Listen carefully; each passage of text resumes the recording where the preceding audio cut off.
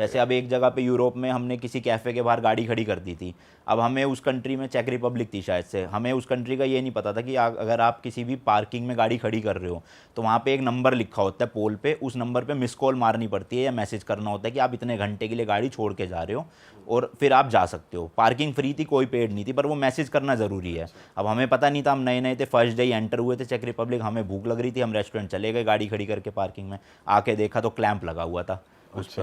अब वो जो पोस्टर लगा के गए वो भी सारा उनकी लैंग्वेज में, कुछ समझ नहीं आ रहा कहाँ करे किसको कॉल।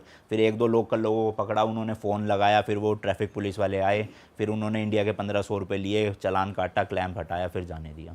और भाई जो जैसे कारनेट, ये जो गाड़ी का पासपोर्ट है, इसमें कितना खर्चा आता है? हाँ, ये खर्चा ना पहले तो ऐसा था कि आपका जितनी गाड़ी की वैल्यू है ना, उससे डबल आपको उनको ना एज अ सिक्योरिटी मनी पे करके जाना पड़ेगा कि आप अपनी गाड़ी इंडिया में वापस लाओगे, वहीं पे छोड़ के या बेच के नहीं आओगे। जैसे आप अगर 20 लाख की गाड़ी ले जा रहे हो तो 40 लाख रुपए उनको एज अ सिक्योरिटी रख के जाना पड़ेगा। जब आप कारनेट सरेंडर करोगे, इंडिया में आ गई आपकी गाड़ी, तो वो आपको 40 लाख रिटर्न कर देंगे। पर अब क्या करा है कि उन्होंने फिक्स कर दिया 5 लाख रुपए आपको सिक्योरिटी देनी है, चाहे आप बाइक ले जाओ चाहे गाड़ी ले जाओ, और 1 लाख प्लस जीएसटी पे करना है 1 साल के कारनेट का। तो मतलब मैंने 6,18,000 रुपये पे करे, जिसमें से 5 लाख मुझे रिफंड मिल जाएगा जब मेरी गाड़ी इंडिया आ जाएगी और मैं कारनेट वापस दे दूँ। तो ये होता है, और वो 1 साल के लिए वैलिड होता है। तो ये आपने सोचा नहीं था कि भाई इतना ज़्यादा पैसा देना पड़ रहा है पहले ही? इतने में तो पूरी ट्रिप निकल जाएगी, पूरी यूके दिल्ली की पूरी फ्लाइट, होटल वोटल सब अगर इकोनॉमी क्लास करे तो पूरी ट्रिप ही हो जाएगी। नहीं देखो, अगर मेरा ना दिल्ली टू लंदन हम 2 लोग गए थे, एक मैं और एक मेरा दोस्त, हमारा टोटल 32 लाख का खर्चा आया था, जिसमें हमने 108 दिन ट्रैवल किया और 30 कंट्रीज कवर करी, जिसमें रहना, खाना, गाड़ी का diesel, shipping, carnet, visa, fees, hotel का सब इंक्लूडेड था। अब आप 3 लोग गए थे, कितने दिन के लिए गए थे भाई हम गए 23-24 दिन। कितना खर्चा लग गया होगा? भाई खर्चा लग गया 20 के मतलब तीनों का अगर मिला के देखें तो 20 के आसपास लग गया। 20 लाख रुपए। और कितनी कंट्रीज कवर करी आपने? 7। फिर मैंने 32 लाख में 30 कंट्रीज ट्रैवल करी और 4 महीने के लिए ट्रैवल किया और अपनी गाड़ी चलाई भी वहाँ पे। तो अब बताओ महंगा है कि सस्ता है? अब तो सस्ता लग रहा है भाई। भाई सही है। तो तो यार लगता ये है महंगा है, बट जिसको लंबा ट्रैवल करना है ना, जो पूरा करना चाहते हैं, जैसे जो यूटिलाइज करना चाहता है कि आप एक बार यूरोप पहुंच गए, खर्चा लगा मान लो, पर वो आप 35 कंट्री एक ही बार में पूरी अपनी गाड़ी से ट्रैवल कर सकते हो, तो वो बहुत सस्ता है।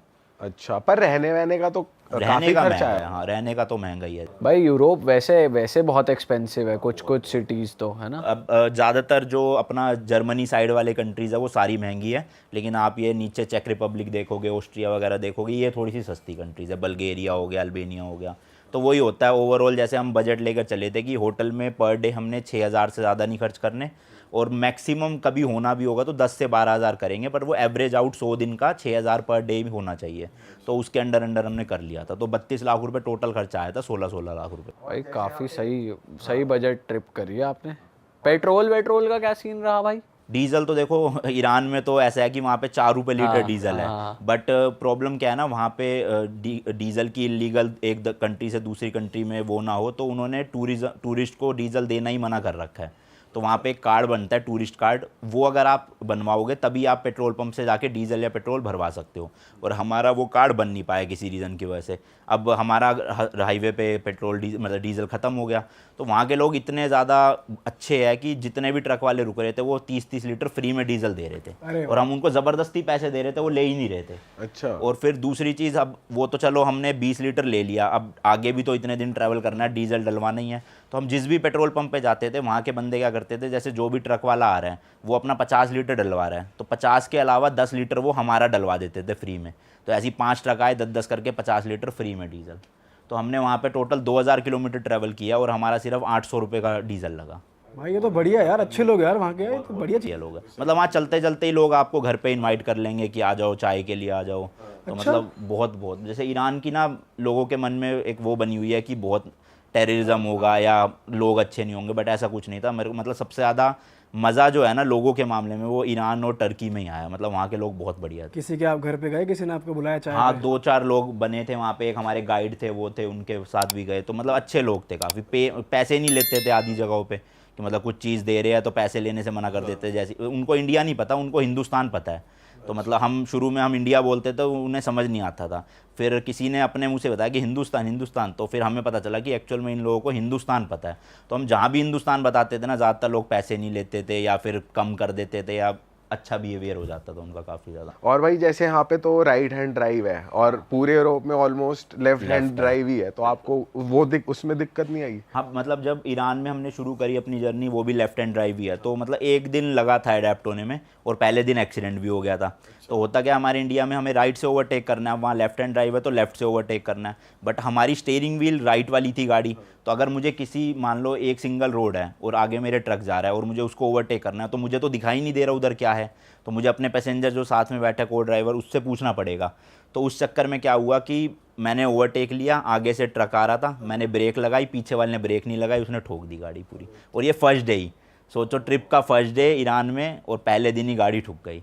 मतलब उस टाइम तो ऐसा हो रहा था पता नहीं ट्रिप हो पाएगी या नहीं हो पाएगी, बट उसके बाद टचवुड एक भी एक्सीडेंट नहीं हुआ, कोई दिक्कत नहीं हुई और स्मूथ गया सब कुछ। तो आपने रिपेयर कराया गाड़ी या रिपेयर वैसे नहीं ही करवाया, एक्चुअली जो डिक्की थी ना वो पूरी दब गई थी, तो मैकेनिकली कुछ इशू नहीं आया। अगर मैकेनिकली आता तो ना तो वहाँ रिपेयर हो पाती और फिर इंडिया शिप ही करनी पड़ती गाड़ी वहाँ। तो आप दिल्ली से ईरान गए थे पहले? हाँ, इसका ना रूट ये भी था कि हम चाइना वाले रूट से जा सकते थे, बट उस टाइम पे चाइना ने बंद कर रखी थी एंट्री। अब मैं ऑस्ट्रेलिया वाली में चाइना से गया हूँ, बट उस टाइम पे फिर हमने इंडिया, मुंबई से शिप करी थी गाड़ी ईरान, और हम गए यहाँ से दुबई और दुबई से ईरान, फिर वहाँ से हमने गाड़ी पिक करी और फिर पूरा बाय रोड।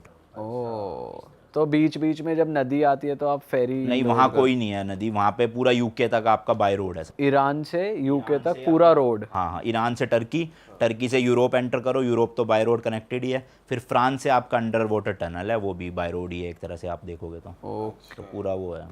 तो प्रॉपर हाईवे बना हुआ है या फिर कैसे, मतलब क्या, कैसा स्ट्रक्चर कैसा है? डिपेंड करता है कंट्री टू कंट्री। जैसे ईरान में कई जगह पहाड़ी इलाके भी थे, कई जगह रेगिस्तान थे दूर दूर तक, और मेजोरिटी जो यूरोप था उसमें सारी जगह हाईवेज ही थे बढ़िया, 3 लेन 4 लेन 5 लेन ऐसे हाईवेज ही बने। तो आपको बीच में ऐसे रोका है रास्ते में कि भाई चेकिंग वेकिंग कराओ? हाँ, ईरान में रोका था, हम ओवर स्पीड कर रहे थे तो पुलिस वालों ने रोक लिया साइड में, तो वही चालान काट रहे थे वो इंडिया के 2000 रुपये। तो हमारा इंडिया में भी थोड़ी सी आदत है ना कि सर देख लो जो बन जाए, तो हमने वैसे ही वहाँ ट्राई किया, तो वो उसे पता चला कि इंडियन है, तो उसने कहा कि चलो कुछ भी दे दो, आप सोविनियर दे दो ऐसा। तो हमने इंडिया का 10 रुपये का नोट था वो दे दिया, उन्होंने छोड़ दिया। अरे तो मतलब चालान नहीं काटा। ये बढ़िया है, उसे मालूम था उसकी बारी 10 रुपए? हाँ मतलब वो पैसे नहीं मांग रहा था बाद में, वो कह रहा कुछ भी सोविनियर दे दो, सिक्का हो कुछ भी अपनी कंट्री का या दूसरी कंट्री वो का, कह रहा भेंट दे बस दो वैसे मुझे ही दे कोई। दो। हाँ, तो अच्छे थे पुलिस वाले। अरे वाह, आपने ये वीडियो यहाँ तक देख ली भाई, तुमने हमारी मेहनत सफल कर दिया, तुम ही लोग हो असली रियल हिट। और अगर आपको बहुत मज़ा आ रहा है ऐसी क्लिप्स में, ऐसी वीडियोस में, तो फटाफट जाइए प्लेलिस्ट पे बिंज वॉच कीजिए, सारी वीडियोस देख डालो और मौज काटो। दैट इज इट, हम मिलेंगे नए पॉडकास्ट में, नए क्लिप में। Till then bye bye, see you, take care, do subscribe.